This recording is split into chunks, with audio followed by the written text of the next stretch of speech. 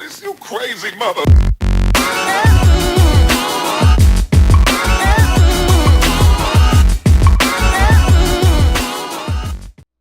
Yo tout le monde. Yo tout le monde, c'est Tiger Garden et aujourd'hui on se voit pour une petite vidéo sur le logiciel de montage Magix. Alors je vais l'ouvrir.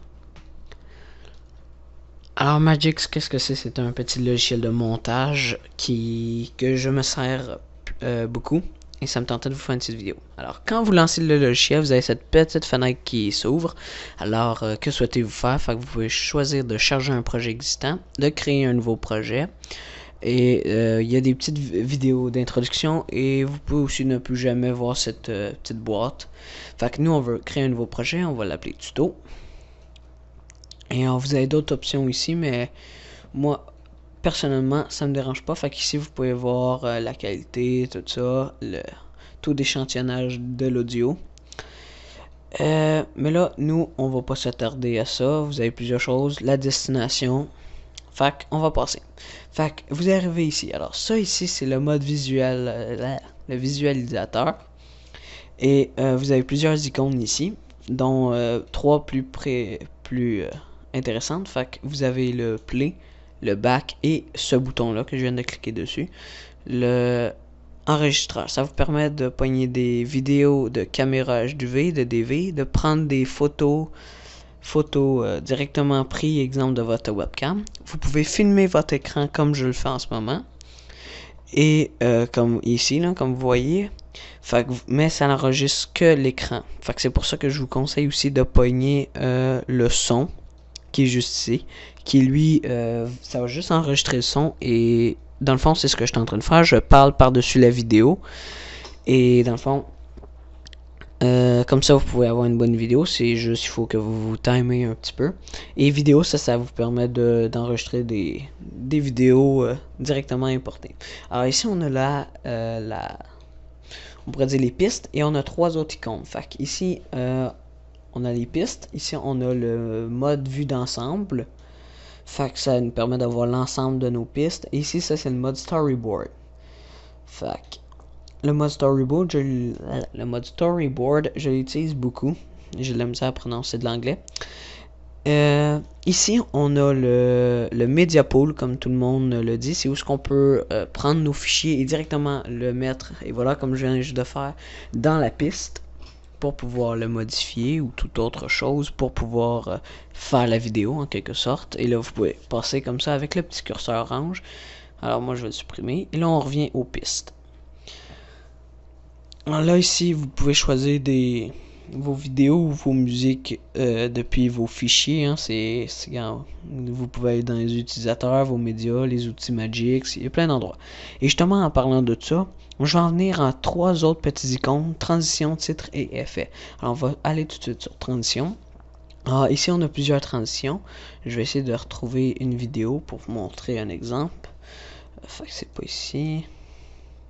Fait que attends, je vais juste backer comme ça.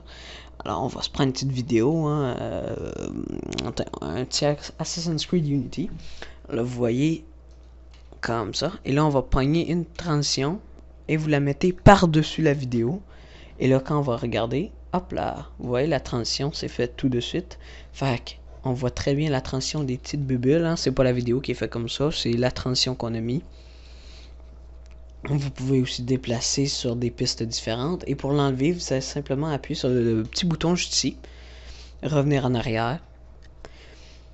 Alors, regarde, vous avez des standards, vous avez des 3D, des modèles, des balayages, des glissements. Vous en avez plein. Alors, dans les titres, alors ça c'est rajouter des titres, hein, bien évidemment. Alors, comment rajouter des titres? Vous choisissez votre police. Moi, je vais prendre celle-là. Ça, c'est la taille de la police. Alors ici, je mets ombrage et 3D pour que ça donne un bon petit titre. Là, je vais écrire Tiger Guardian. Et voilà. Hop là. Et là, vous voyez, vous pouvez l'agrosser, le grossir, le déplacer juste ici. Alors, moi, je vais le mettre dans le coin. Et là, vous allez voir. Et là, vous avez ici un tout petit icône orange au début et à la fin. Et quand vous le tirez, c'est qu'est-ce qui va vous donner une sorte de fondu rapide. Au lieu d'aller dans transition et chercher fondu, eh ben c'est comme ça vous permet de faire un fondu. Fait que là vous allez bien voir commencer. Là vous voyez le texte, il prend du temps à vraiment bien apparaître. Fait que c'est ça. Et ça peut être utile si exemple vous voulez finir une vidéo sans être trop brut. Alors allons dans effet. Fait que l'une des catégories que j'adore le plus et que j'utilise le plus. Alors les catégories que j'utilise le plus c'est effet vidéo et effet de mouvement. Ces deux-là.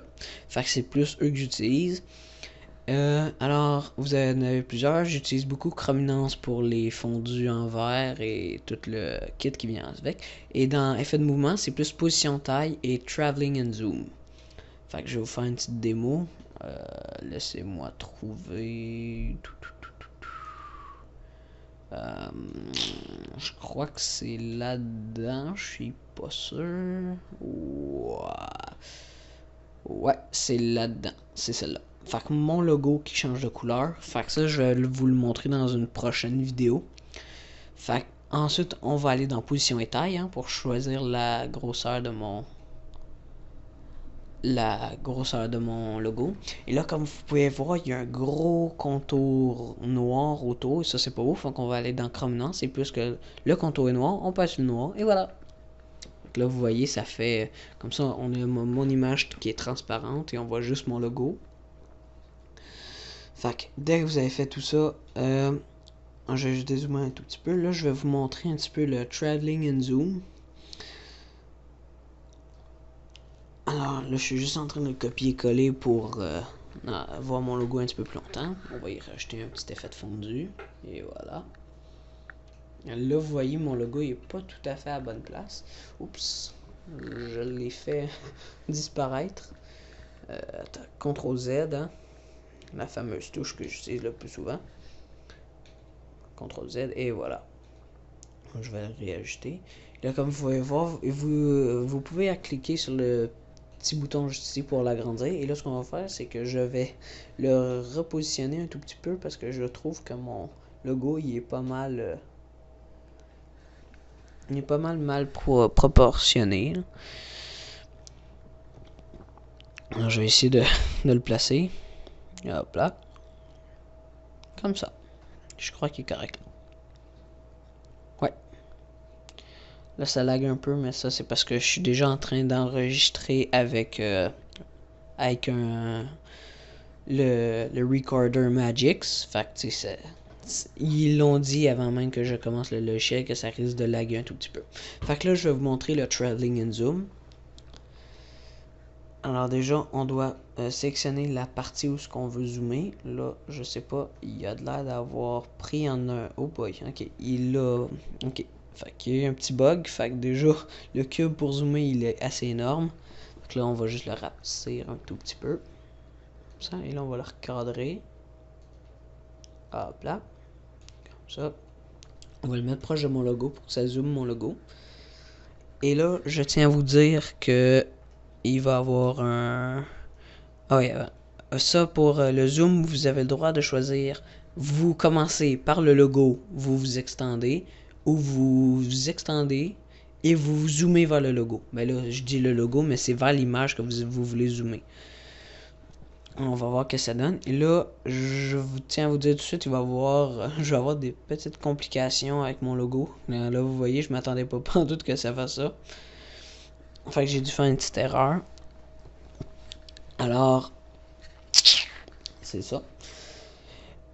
Bon, ben, à part ça, j'avais rien d'autre à vous montrer. Hein. C'était un petit tuto assez rapide comment utiliser Magix. Et ben, c'est pas mal tout. Hein. Fait que je tiens à vous dire merci. Et à commencer à me suivre. Hein. Je viens de commencer. Et là, si vous regardez ce que je suis en train de faire, je vous montre où est-ce qu'il faut aller pour